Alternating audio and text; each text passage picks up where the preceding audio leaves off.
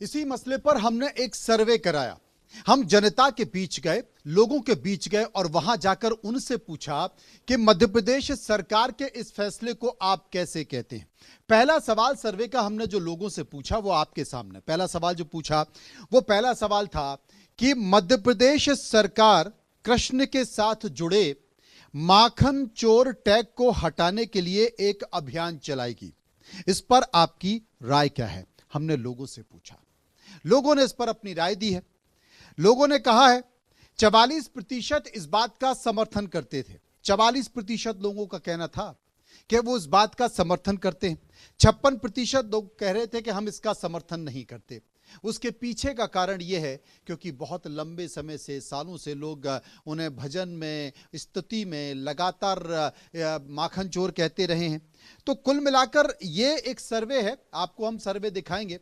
लेकिन इसके पहले हम श्री राम तिवारी जो हैं, श्री राम तिवारी जो कि मध्य प्रदेश सरकार के सलाहकार हैं, सांस्कृतिक सलाहकार हैं मुख्यमंत्री के, एक बार उनके पास चलेंगे और जानने की कोशिश करेंगे कि आखिर वो क्या समझते हैं। एक बड़ा पैनल इस वक्त मेरे साथ मौजूद है, मैं परिचय करा देता हूं।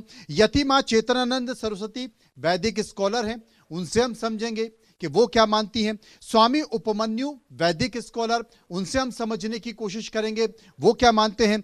ऋतु चौधरी वैदिक स्कॉलर हैं, उनसे हम जानेंगे कि वो क्या समझती हैं इस बात को लेकर। और राहुल लाल जो कि विश्लेषक हैं, उनसे भी हम जानेंगे कि वो इस पूरे मसले को कैसे देखते हैं। लेकिन तमाम परिस्थितियों के बीच हम कोशिश करेंगे कि आखिर लोग क्या मानते हैं। सर्वे को भी हम आपको दिखाएंगे। सबसे पहले मैं चलता हूं, हमारे साथ यतिमा चेतनानंद सरस्वती हैं।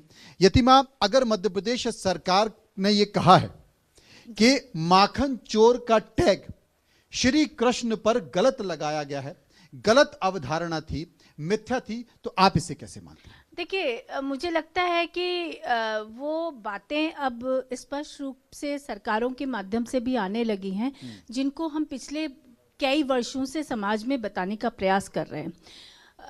आपके घर के पिता को अगर कोई चोर कहे, योगेश्वर श्री कृष्ण इस भारत की भूमि की आत्मा है, और अगर आपके घर के पिता को कोई चोर कहने लगे तो आपकी मनोस्थिति क्या होगी, आपका आत्मिक बल किस तरीके से कार्य करेगा। तो मुझे लगता है कि आज जो बात राजस्थान के मुख्यमंत्री जी ने कही है वो स्वीकार्य है। संतों को इस पर विचार करना चाहिए, क्योंकि योगेश्वर श्री कृष्ण जो रणभूमि में खड़े होकर अर्जुन को ये संदेश देते हैं कि हे अर्जुन, अधर्म के मार्ग पर चलना अपने आप में ही नपुंसकता है।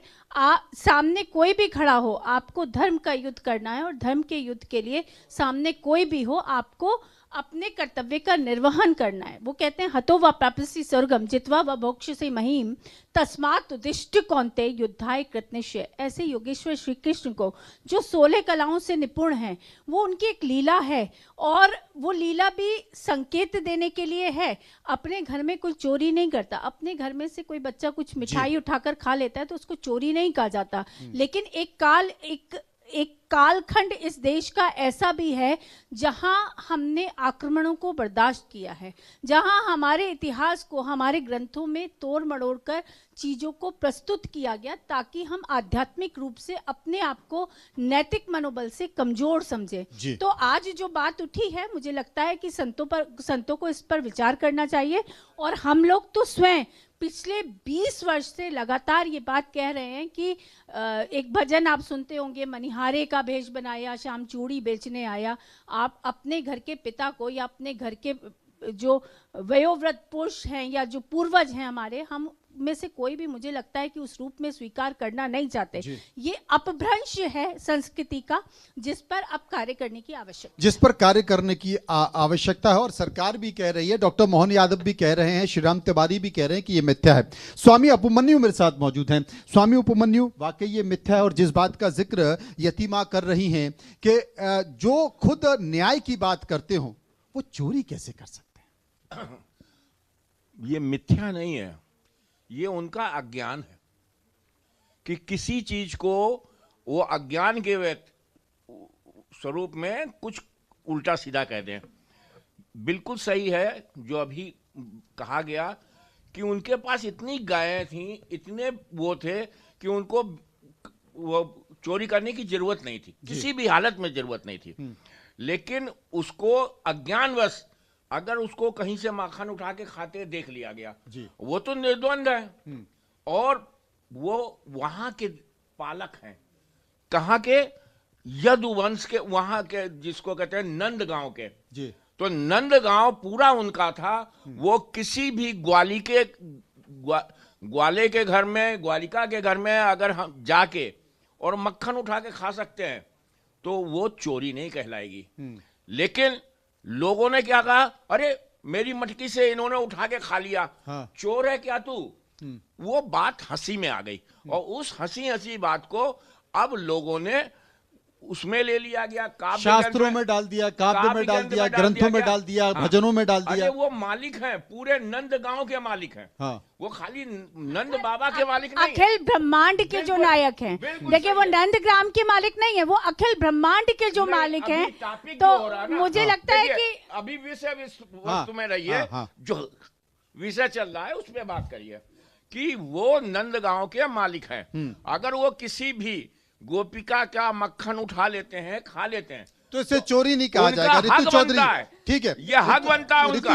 ऋतु चौधरी वैदिक स्कॉलर खा सकते हैं, ऋतु चौधरी वैदिक स्कॉलर, ऋतु जी, किसी भी तरीके से ऋतु सिंह जी, उनको मनाही नहीं है। मैं समझ गया, लेकिन उसको ऋतु सिंह जी, ऋतु जी मेरी बात समझिए कि चूंकि वहां पे सब बंधुत्व का मामला था, वहां बंधुत्व का मामला था, और वहां पे कभी भी दूध और पूत बेचे नहीं जाते थे। तब का ये मतलब था दूध और पूत नहीं बेचे जाएंगे।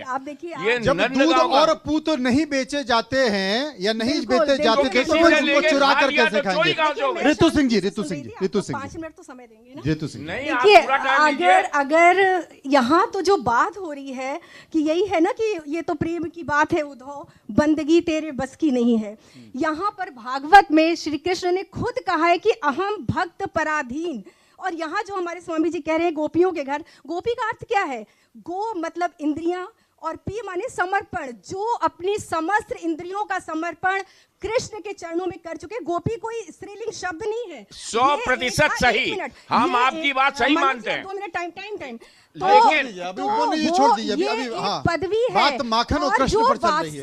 नहीं, जो वात्सल्य की साधिकाएं गोपियां थी, वो माखन बनाती किसके लिए थी? भगवान कृष्ण के लिए। और अगर आपने भागवत का अध्ययन पूरा किया है तो चैतन्य चरितामृत आपने अवश्य पढ़ा होगा या चौराष्टकम पढ़ा होगा। सुनिए, चौराष्टकम में विप्र ठाकुर जी ने क्या लिखा है? व्रजे प्रसिद्धे नवनीत चोरम। आप चौराष्टकम को गलत मानेंगे, जो कि कृष्ण स्तुति का सर्वोच्च ग्रंथ है चौराष्टकम। वहां चोर के रूप में कृष्ण की जो मधुर वंदना की गई है, ये तो आपने रस ही निकाल दिया। कृष्ण लीलाओं, जो कि रासेश्वर भगवान कृष्ण। यहाँ बात हो रही है अखिल ब्रह्मांड के नायक। अरे वो ब्रज में सिर्फ कृष्ण है, सबका प्यार, जो उनको अपने संतान की लल्ला की तरह गोपियां मानती हैं। गोपी जो उनकी साधिका है। आप सोचिए, ब्रह्मा जी जब दिग्भ्रमित हो गए उनकी लीला को देखकर, जब वो अपने मित्रों मधुमंडल और सबके साथ खेल रहे थे और उनका जूठन खा रहे थे, तो ब्रह्मा जी ने चोरी कर लिया। आप इस भाव को समझिए कि जिसकी लीला से ब्रह्मा जी दिग्भ्रमित हो गए, हम कौन होते हैं? हम उनकी विवेचना करेंगे। आज इस तरीके से कहना, शंकर सोसुर जाहिर धर्म बढ़ावो, ताही अहीर की छोहरिया, छजिया पर छाछ पे नाचने जाओ। बिल्कुल सही कह रहे हैं। छजिया पर छाछ की जरूरत नहीं थी, इसी लीला करने की जरूरत आ रहा हूं आपके पास राहुल जी। बिल्कुल, आपने उनकी लीलाएं खत्म कर दी। नहीं, लीलाएं खत्म नहीं की। रुके राहुल जी, बहस नहीं।